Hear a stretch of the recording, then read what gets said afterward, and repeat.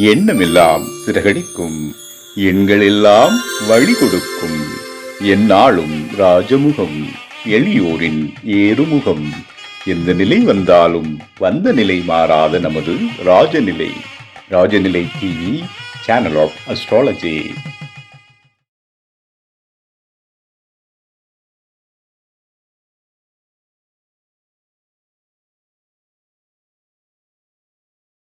வாழ்க தமிழ், வளர்க ஜோதிடம். அனைவருக்கும் அன்பான காலை வணக்கம். இன்று பிறந்தநாள் மற்றும் திருநாள் கொண்டாடும் அனைவருக்கும் ராஜநிலை டிவி சார்பாக வாழ்த்துக்களை தெரிவிப்பது உங்கள் ராஜநிலை எண் கணித வித்தகர் லால்குடி செந்தில். நம்ம இன்னைக்கு நிகழ்ச்சியில் பஞ்சாங்க குறிப்பு, 12 ராசிக்கும் ராஜநிலையின் அதிர்ஷ்டமான எண்களை தெரிஞ்சுக்க போகிறோம். அடுத்தது ஆவணி மாத பலன்கள் கன்னி ராசிக்கு எப்படி இருக்குன்னு தெரிஞ்சுக்கலாம். வாங்க வீடியோக்குள்ளே போகலாம். தட்சிணாய காலம் பராபவ வருடம் ஆடி மாதம் 26ஆம் தேதி செவ்வாய்க்கிழமை இன்று 11/8/2026. நல்ல நேரம் காலை 7:45 மணி முதல் 8:45 மணி வரை, மாலை 4:45 மணி முதல் 5:45 மணி வரை, கௌரி நல்ல நேரம் காலை 10:45 மணி முதல் 11:45 மணி வரை, இரவு 7:30 மணி முதல் 8:30 மணி வரை. ராகு காலம் மதியம் 3 மணி முதல் 4:30 மணி வரை, குளிகை நேரம் மதியம் 12 மணி முதல் 1:30 மணி வரை, யமகண்டம் காலை 9 மணி முதல் 10:30 மணி வரை.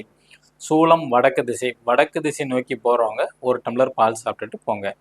இன்றைய திதி சதுர்தசி திதி. நட்சத்திரம் புனர்பூச நட்சத்திரம் காலை 10:30 மணி வரை, பின்பு பூச நட்சத்திரம். யோகம் சித்தி நாம யோகம். சந்திராஷ்டமம் கேட்டை நட்சத்திரம் காலை 10:30 மணி வரை, பின்பு தனுசு ராசி மூல நட்சத்திரம். கிரக நிலவரங்கள்: மிதுன ராசியில் செவ்வாய் பகவான், கடக ராசியில் சூரிய பகவான், சந்திர பகவான், புதன் பகவான் மற்றும் குரு பகவான். சிம்ம ராசியில் கேது பகவான், கன்னி ராசியில் சுக்கிர பகவான், கும்ப ராசியில் ராகு பகவான், மீன ராசியில் சனி பகவான். புதுசாக பார்க்கக்கூடிய நண்பர்கள் இந்த மாதிரி ஒரு பர்மனண்ட் மார்க்கர் வாங்கிக்கிங்க. நம்ம ராஜநிலையின் அதிர்ஷ்டமான எண் 12 ராசி அல்லது 12 லக்னம். நீங்கள் எந்த ராசி எந்த லக்னமாக இருந்தாலும் சரி, உங்களுக்கு சொல்லக்கூடிய நம்பர் அதிர்ஷ்டமான எண்ணை மணிக்கட்டில் எழுதுங்க. எழுதும்போது உங்களோட தேவை என்ன நினச்சிங்க. திருமணம் ஆகணும், குழந்தை பாக்கியம் வேணும், இடம் விற்கணும், வீடு கட்டணும், நகையை மீட்கணும், ப்ரொமோஷன் வேணும், சம்பள உயர்வு வேணும், வெளிநாட்டுக்கு போகணும், கொடுத்த பணம் திருப்பி வரணும், உடல் ஆரோக்கியமாக இருக்கணும். இது அனைத்தும் பாசிட்டிவாக தான் நீங்கள் நினச்சிக்கணும். இப்போ கடன் இருக்குது, சீக்கிரத்தில் கடன் அடையணும் எழுதுனீங்கன்னா கடன் உங்களுக்கு மேன்மேலும் சேர்ந்துக்கிட்டே இருக்கணும். ஓகேங்களா? நல்ல வருமானம் வேண்டும், நன்றி இறைவா, அவ்வளவுதான். வருமானம் வந்தாவே நம்ம கடனை அடைச்சிட போகிறோம். ஓகேங்களா? அதுக்காண்டி கடன் அடைக்கணும்னு சொல்லக்கூடாது. நீங்கள் எந்த வார்த்தை தமிழில் உச்சரிப்பு செய்கிறீங்களோ அதுதான் நிகழ்வு. ஓகேங்களா? அப்போ உடம்பு குணமாகணும்னு சில பேர் இது பண்ணுவாங்க. அந்த மாதிரி எண்ணக்கூடாது. நான் ஆரோக்கியமாக இருக்கிறேன் அப்படின்னு நீங்கள் சொல்ல நீங்கள் கண்டிப்பாக ஆரோக்கியத்துக்கு வந்துடுவீங்க. ஏன்னா நிறைய பேத்துக்கு அந்த மிராக்கள்லாம் நடந்திருக்கு. 28 நாள் ஜஸ்ட்டு நமக்கு தெரிஞ்ச ஒரு சிஸ்டர் 28 நாள் நம்பிக்கையோடு எழுதுனாங்க. இன்னைக்கு உடல் ஆரோக்கியத்தோடு இருக்கிறாங்க. 3 கிலோ வெயிட் கம்மியாக இருக்குது அப்படின்னு சொல்லியிருக்காங்க. இதெல்லாம் நம்ம பிரபஞ்சத்துக்கும் ராஜநிலை ஆசானுக்கும் நான் நன்றி தெரிவிச்சுக்கிறேன். ஓகேங்களா? மேச ராசி அல்லது மேச லக்னத்தில் பிறந்தவர்கள் இன்று பயன்படுத்த வேண்டிய அதிர்ஷ்டமான எண் 80 ரிஷப ராசி அல்லது ரிஷப லக்னத்தில் பிறந்தவர்கள் இன்று பயன்படுத்த வேண்டிய அதிர்ஷ்டமான எண் 33 மிதுன ராசி அல்லது மிதுன லக்னத்தில் பிறந்தவர்கள் இன்று பயன்படுத்த வேண்டிய அதிர்ஷ்டமான எண் 10 கடகராசி அல்லது கடக லக்னத்தில் பிறந்தவர்கள் இன்று பயன்படுத்த வேண்டிய அதிர்ஷ்டமான ராஜநிலை எண் 22 சிம்ம ராசி அல்லது சிம்ம லக்னத்தில் பிறந்தவர்கள் இன்று பயன்படுத்த வேண்டிய அதிர்ஷ்டமான எண் 14 கன்னி ராசி அல்லது கன்னி லக்னத்தில் பிறந்தவர்கள் இன்று பயன்படுத்த வேண்டிய அதிர்ஷ்டமான எண் 51 துலா ராசி அல்லது துலா லக்னத்தில் பிறந்தவர்கள் இன்று பயன்படுத்த வேண்டிய அதிர்ஷ்டமான எண் 54 விருச்சக ராசி அல்லது விருச்சக லக்னத்தில் பிறந்தவர்கள் இன்று பயன்படுத்த வேண்டிய அதிர்ஷ்டமான எண் 72 தனுசு ராசி அல்லது தனுசு லக்னத்தில் பிறந்தவர்கள் இன்று பயன்படுத்த வேண்டிய அதிர்ஷ்டமான எண் 66 மகர ராசி அல்லது மகர லக்னத்தில் பிறந்தவர்கள் பயன்படுத்த வேண்டிய அதிர்ஷ்டமான எண் 97 கும்ப ராசி அல்லது கும்ப லக்னத்தில் பிறந்தவர்கள் பயன்படுத்த வேண்டிய அதிர்ஷ்டமான எண் 90 மீன ராசி அல்லது மீன லக்னத்தில் பிறந்தவர்கள் இன்று பயன்படுத்த வேண்டிய அதிர்ஷ்டமான எண் 93 இது அனைத்தும் காமனான ராஜநிலையின் அதிர்ஷ்டமான எண்கள். உங்கள் ஜாதகப்படி அதிர்ஷ்டமான செல்ஃபோன் நம்பர் வேணுமா? பணத்தை ஈர்க்கக்கூடிய வசியமான 4 டிஜிட் 6 டிஜிட் பாஸ்வேர்டு வேணுமா? கீழே உள்ள வாட்ஸ்அப் நம்பருக்கு தொடர்பு கொள்ளுங்கள். நிச்சயமாக குருக்காணிக்கை வாங்கிட்டு தான் உங்களுக்கு எடுத்து தரப்படும்.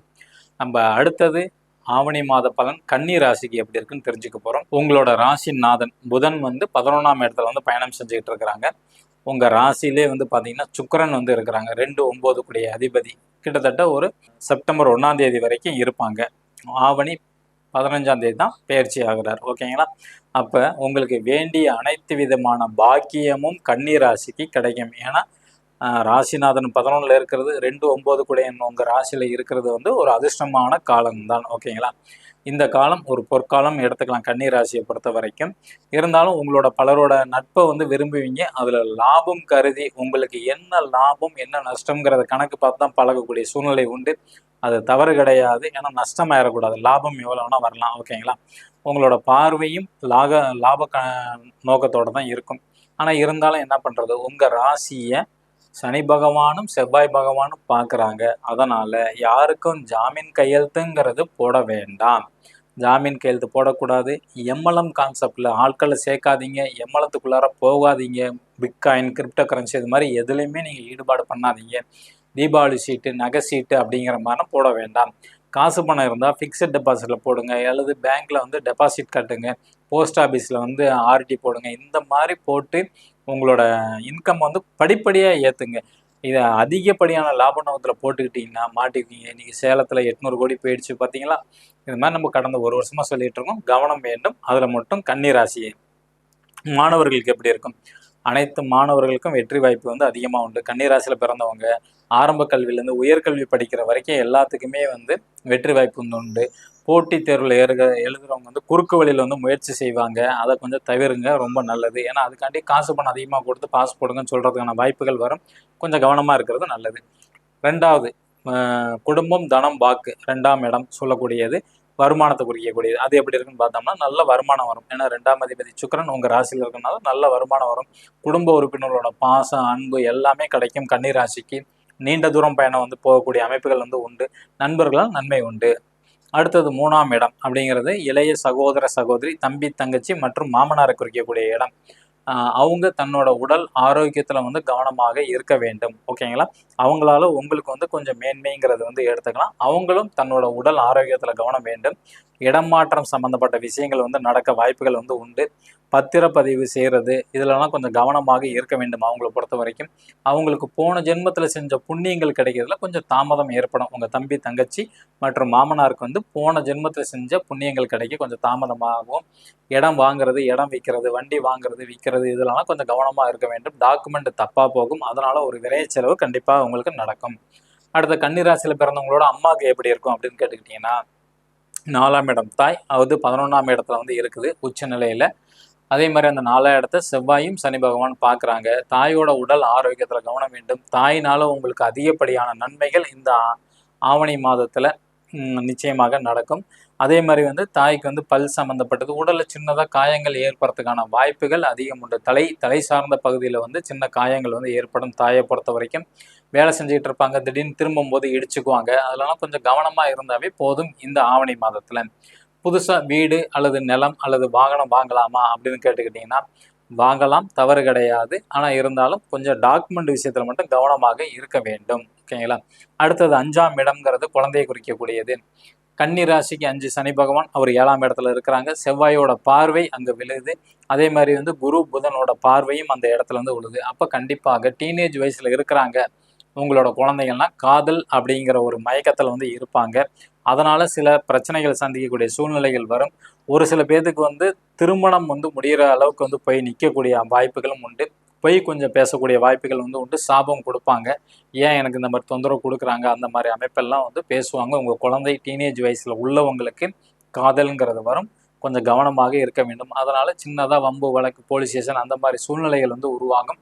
கன்னி ராசியில் பிறந்தவங்களோட குழந்தைங்களுக்கு குழந்தை பாக்கியம் இருக்குதா திருமணம் ஆனவங்களுக்கு அப்படின்னு கேட்டிங்கன்னா கண்டிப்பாக கிடைக்கும். பெண் வாரிசு வரதுக்கான வாய்ப்புகள் அதிகம் வந்து உண்டு. அரசியலில் இருக்கிறவங்களுக்கு எப்படி சார் அப்படின்னா கன்னிராசியில் பிறந்தவங்களுக்கு அரசியலில் வந்து நல்ல முன்னேற்றம் வந்து கொடுக்கும். ஆனால் பேச்சில் மட்டும் கவனம் நிதானம் வந்து தேவை. ஓகேங்களா? வாழ்க்கையில் நல்ல முன்னேற்றம் அரசியலில் இருக்கவங்களுக்கு வெற்றி வாய்ப்பு எல்லாம் உண்டு. ஆனால் அலைச்சல்கள் இருக்கும். வேறு வழி இல்லை. அரசியலில் இருக்கவங்க அலைஞ்சிக்கிட்டே தான் இருக்கணும், சுற்றிக்கிட்டே தான் இருக்கணும். அதான் அமைப்பு. அதை வந்து செயல்பண்ணவே அவங்க வந்து முன்னேற்றம் வந்து கொடுத்துருவாங்க. நம்ம நாளைக்கு வந்து கன்னி ராசியோட தொடர்ச்சியை வந்து பார்ப்போம். கணவன் மனைவி ஒற்றுமை, தொழில் எப்படி இருக்கும், மாமியார் எப்படி இருக்கும், வெளிநாட்டு யோகம் எப்படி இருக்குங்கிறத நாளைக்கு வீடியோவில் தெரிஞ்சுக்கலாம். நம்பிக்கை உள்ளவர்களுக்கு நவகிரகங்களும் நட்சத்திரங்களும் வழிகாட்டும் என்று கூறி விடைபெற்றுக் கொள்கிறேன். மீண்டும் நாளை சந்திப்போம். நன்றி, வணக்கம், வாழ்க வளத்துடன்.